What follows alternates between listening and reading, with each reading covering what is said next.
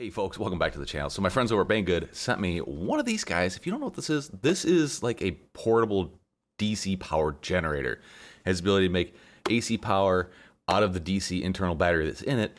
And this thing took forever to get here. It got lost, found its way back home so many different times. I think it took me 3 months to get this thing. But it's here now. We're gonna take a deep dive and take a look at this thing, see what we got under the hood. So right off the bat, I'm going to rattle off some specs. So again, this is the Xmund XD-PS6. There's a bunch of different size portable generators out there. This is just one of the smaller ones that they have. It is, again, 155 watts. It has a lithium ion battery inside of it.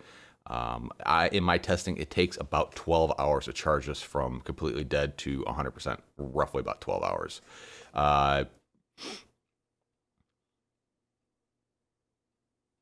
It has a bunch of USB outputs, regular USB 5 volt, 2.5 amp, quick charge 3.0, a USB-C 3.0 quick charge. It'll do direct DC output, about 12.5 volts, 10 amps, 15 amps max, and we'll talk a little bit more about that. And this does come in like an EU and a US version, obviously US version, America. So it's a 110 volt, 60 hertz. AC inverter on the side of it. It has of course, the customary built-in LED because it's got to be a flashlight too, right? It's actually a pretty bright flashlight. Their spec says 4 watts. The whole idea behind this is to get away from having to use a gas generator. Obviously, a gas generator is going to give you longer run times than this little guy will. So, like I said in the intro, yep, it's got a DC 12 volt output. This is the DC input, so this is how you charge it. There's a couple different ways to charge this. You can use the wall charger, you can use a charger, like plug it in your car, charge it while you're driving around, and they advertise that this can be hooked up to a solar panel to charge, which that is really intriguing to me. I'm kind of curious if it will solar charge and discharge at the same time. They try to pair this with a 100 watt solar panel, and obviously solar is lots of losses, depends on how much direct sunlight you're getting into it. But I'm wondering if this, along with the solar panel, could give me almost like an entire days of flying without having to find alternate sources of power to charge my packs. It's got 2 USB ports, a USB 3.0 quick charge and a USB-C quick charge port. Let's get rid of this one right here. There we go. Powered on, it'll tell you what percent charge in it, what kind of output it's using. So it's using the USB 2.1. If you hold this, it'll kick on the AC inverter and turn the fan on in the back of it. Turn it all off. And then if you turn it on and double click the side button, you get your LED on the side there. Not bad. On the back is a bunch of specs. Something I noticed on this one, it only says 220 volts, 50 hertz, 100 watts, 150 watts max. Obviously, I'm in the US, so this should be a 110 output. We'll look into that a little bit as well. But anyways, the construction is very nice. It's not super heavy. It's about 3.5 pounds for... Overall, it doesn't feel bad. I've tried powering a few things off the side of it. Will it power your refrigerator? Nope. No, it's definitely not going to power your refrigerator. Again, 150 watts max. So 100 watts, 150 watt max. Most refrigerators are well over that during their startup cycle. Can you power your TV off of it? Routers, stuff like that? Absolutely. Yeah, perfectly fine. No problem there.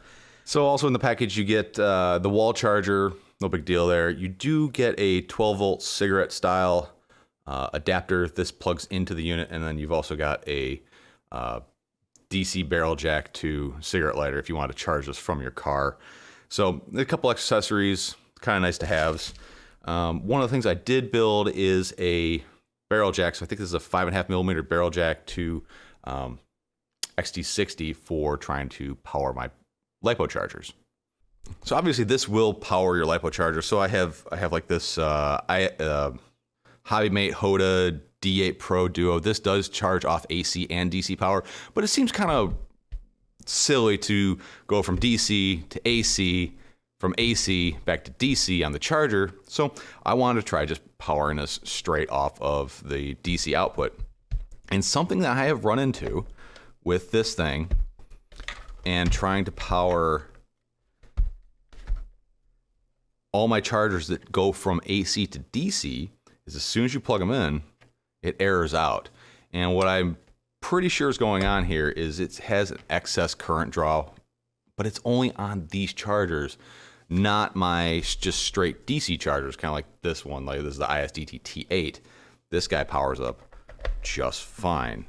So there is a little bit of question whether it'll work with your charger if you're trying to do it in this fashion. And I can't really tell you which ones work and which ones don't. I know of all my chargers, the ones that convert from AC to DC power do not work. I think it's too high of an amp load on this little guy, and it shuts itself off. And the other thing I've noticed is it does have some very strange characteristics, like it just turned itself off. I don't know why it turned itself off. It just did.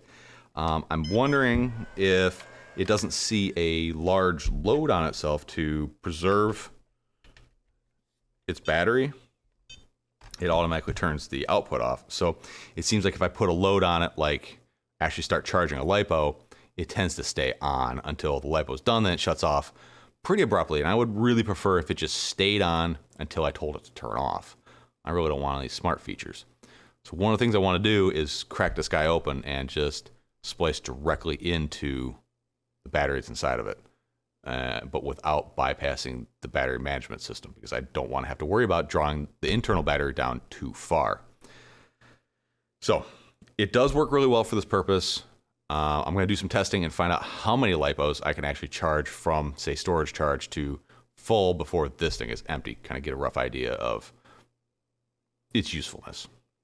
Okay, so kind of from my experimentation with this thing, it doesn't seem like it's able to take a charge while giving a charge at the same time. So even if you did go with the solar panel route, it's not like you can use it for like an infinite power delivery system. To charge the battery on the inside, you got to stop the output. Really kind of a bummer. I'm thinking if I splice into that battery pack that's inside of it, should be okay. But we'll see. More testing needs to be done.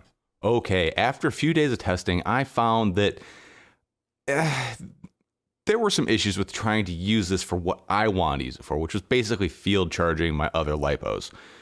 The DC output is not a regulated output. It is basically just straight pack voltage. This is Dan the editor. It's regulated. It's just very poorly regulated 12 volt output. And this pack is a 3S pack. Now that should work for some people, but all the chargers I have don't work below 11 volts of input voltage. So that meant I had to go to the AC inverter. So I had to go from DC to AC, then back to DC again in the charger, which that introduces quite a few losses, and it seems kind of silly to do it that way. So I dug a little bit further, and yeah, I pretty much tore this thing all the way apart. Pretty well constructed, has lots of slastic on all the connections. It's only 6 screws to take it apart, and it really didn't show that too much. But pretty basic innards. But here is the battery. I tore the wrapper off of it, so don't get all upset about the fact that it's apart. So it is a 3S 7P, so that's 3 in series and 1, 2, 3, 4, 5, 6, 7 18650s in parallel. Lots of capacity, lower voltage. And this was actually built pretty well. Lots of fish paper on it, lots of protective insulating. The weldings look really good. The cells, they're 18650s. They're of not the highest quality cells, but they work anyways. So unfortunately, this is probably going to be the biggest hang up for using this as a field charger. If this was maybe a 4 or 6 S7P, of course it would be much larger and much heavier of a pack, but that would actually work better in my use case. With all that said, this isn't a bad device if it's used for what it's intended. There are lots of limiting features on it. basically the automatic power management where it wants to shut itself off anytime it doesn't see any load on the system. It wants to shut itself off. So you get halfway through charging a pack and your charger's just off for some reason, and you don't know if it finished, if it's dead, or what's going on. I would recommend this for like if you need something to go in the car for you while you're traveling, to charge your laptop or to charge your phone while you're out camping. The flashlight on it's pretty bright. It's decent build construction. It should last quite a while. The ability to add a solar panel to charge it while it's not being used is a great feature. Of course, that's more money to get that panel. It is unfortunate you can't use the pack and charge it at the same time. So there are lots of other field charging options out there, like just really large field packs, which are also very expensive, by the way. There are larger DC generators like this device. There's also just cheap old gas power generators, which will run darn near forever. Of course, they're expensive. You got to maintain them, and they run off gas. The other option out there is if you're driving a car to where you're going to go fly, you can charge off the battery in your car. Be careful about it. And, things catch on fire and all that. But all in all, not a bad option. So I was able to get roughly 7 or 8 1300 milliamp 6S packs charged up from storage charge to full power, which for me in an afternoon of racing, if I take a bunch of packs that are already charged and I use this to top them up in between heats, this would be just fine. I could get a day of racing out of this box and have no issues. I do wish I didn't have to do the AC to DC to DC to AC to DC, AC DC, DC, AC, DC. AC, no, DC to AC to DC conversion, which I have ideas on how to do that, and we'll explore that in the future. But I definitely plan on using this. It is a good device. I like it. It just needs a little bit of tweaking to work for my application. Anyways, if you guys decide you want one of these, click the link in the video description, take you over to Banggood. This was provided by my friends at Banggood in exchange for the review. No money's exchanged hands. They have had no control over what I say or do in this video. Trust me, I'm sure they don't want me gutting this thing, but I'm going to do it anyways because you guys need to know. All right, folks, thanks for stopping by, and as always, stay positive.